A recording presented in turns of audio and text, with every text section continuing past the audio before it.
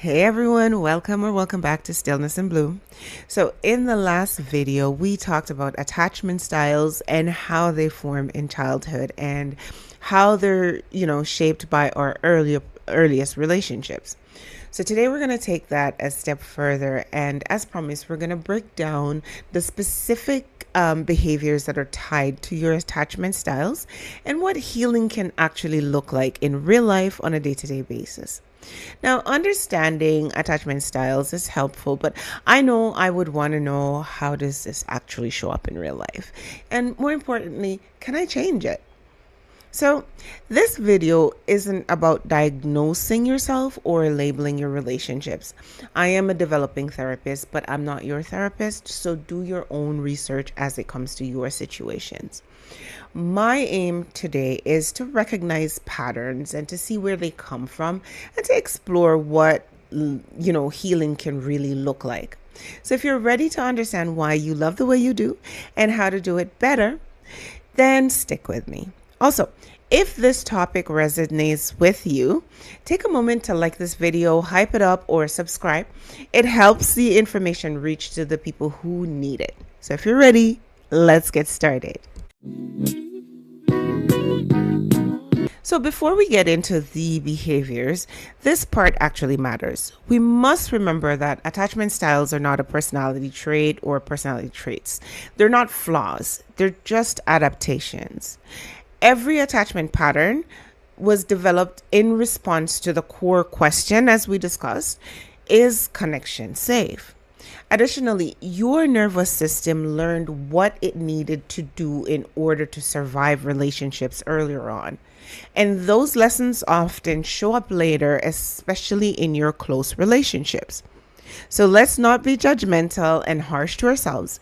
We're going to be kind and soft and gentle as we coach ourselves into loving and healing better. So let's review the attachment styles. Let's begin with anxious attachment. And it can look like fear of abandonment or overthinking, text messages or the tone of our conversation or just silence. We seek frequent reassurance when we're anxious. We feel emotionally overwhelmed in relationships. We often have difficulty feeling secure without constant reassurance or connection. Now, at its core, anxious attachment is driven by uncertainty. And if you recall from the last video, there's a childhood connection, right? Anxious attachments are often developed in emotionally inconsistent childhood environments. That's where, there's care and attention, but it feels unpredictable. And so, one day it might be there, next day it might be taken. So, of course, the nervous system says, I need to stay alert and I need to be close or I'm going to lose this connection. Now, let's go a little bit further and discuss what healing can look like if you are an anxious attachment style. So I must warn you that healing anxious attachment does not mean that you're not going to need anything or mean that you're going to need less, right? It often just involves learning to self-soothe whenever there's emotional distress. So, for example, if someone you love starts feeling distant and detached, you can remind yourself that it has nothing to do with you instead of blowing up their phones, let's say. And that would be healing, right? It can also look like building internal safety instead of relying on, external reassurance. You can use affirmations that you really believe in to as a tool to build up your confidence and maintain your boundaries. I know that has worked for me. You can develop a tolerance for space and uncertainty. And this one takes a little bit of practice and it feels a little risky, but the reward is exponential because by detaching from outcomes and understanding that people will likely disappoint, you become more resilient and self-reliant, right? And the best and easiest way to heal this style or this attachment style is consistent emotional safety in your relationship. So if you can experience security with your relationships, then you will have more, you'll feel safer and you'll feel a little bit more as This if kind someone of healing is is about there for you, experiencing as security, not suppressing your needs or suppressing your fears, right? You're able to self-soothe and move yourself along and emotionally regulate, but not suppress all the anxiety because eventually it will come out. Let's talk about avoidant attachment, which is often misunderstood and mischaracterized as non caring.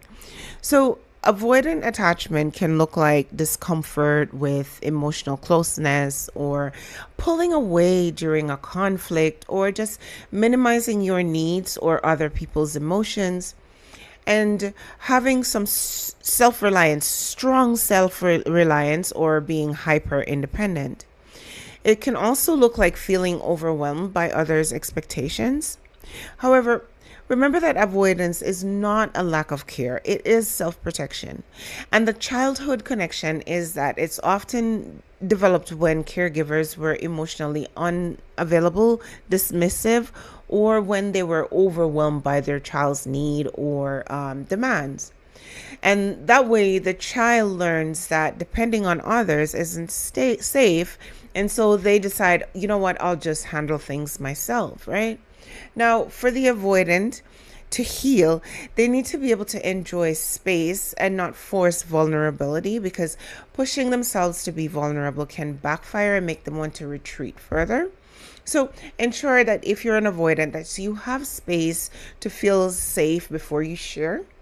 Healing can also look like learning to identify and name your emotions.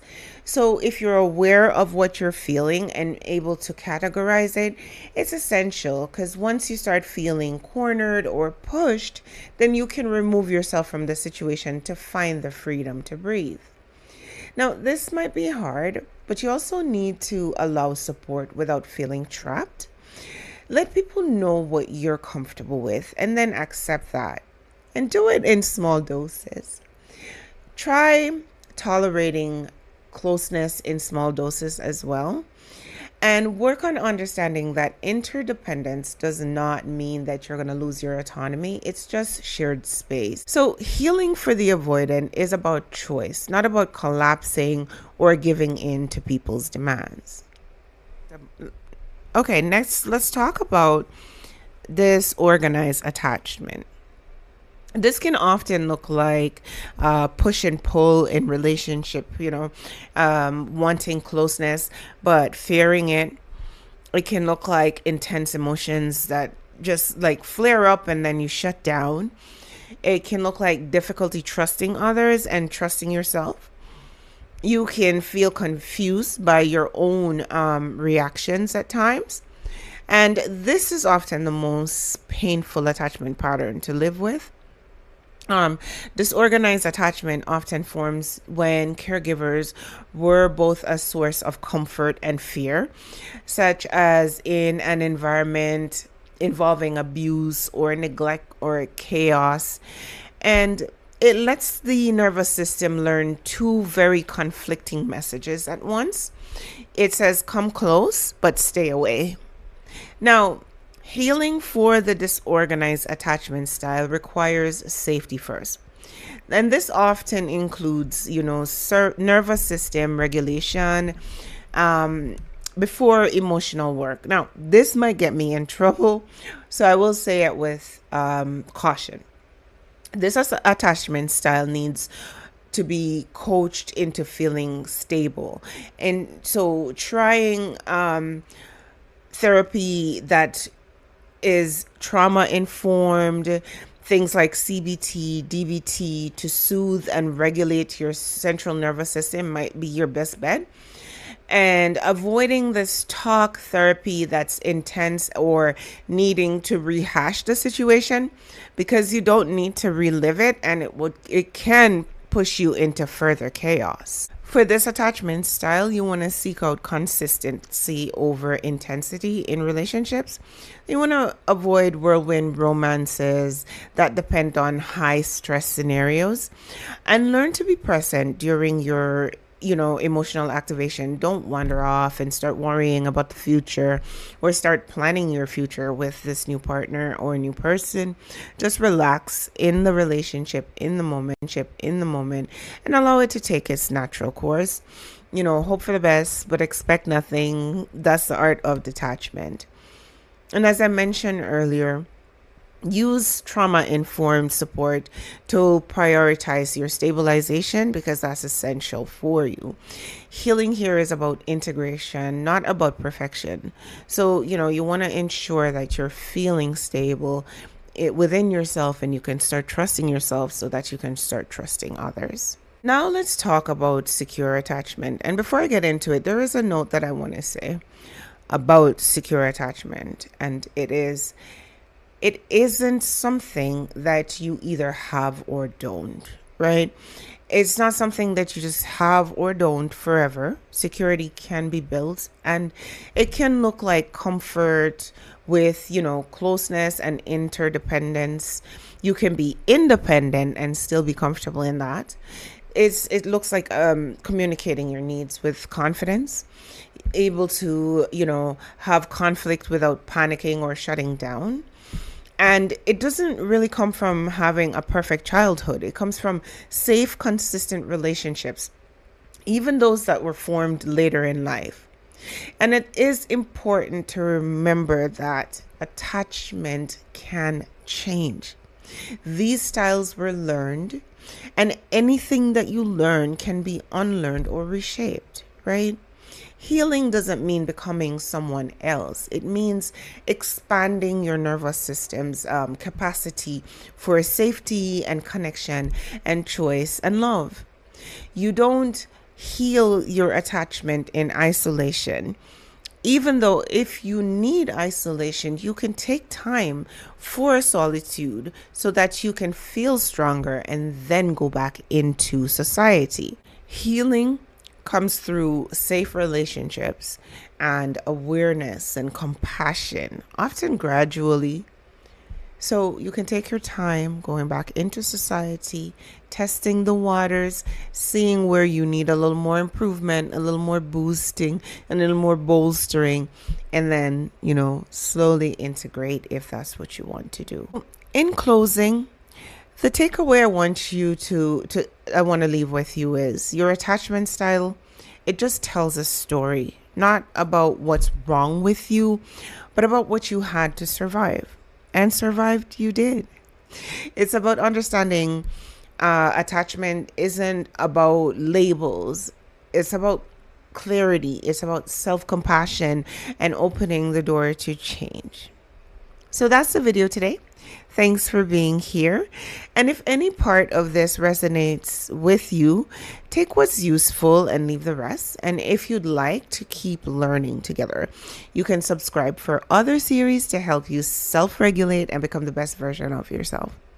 And as I always say, be good to yourself. Be good to each other. The luxury breathing, but I don't think I'm living. Yeah, my mama be tripping, saying you acting different.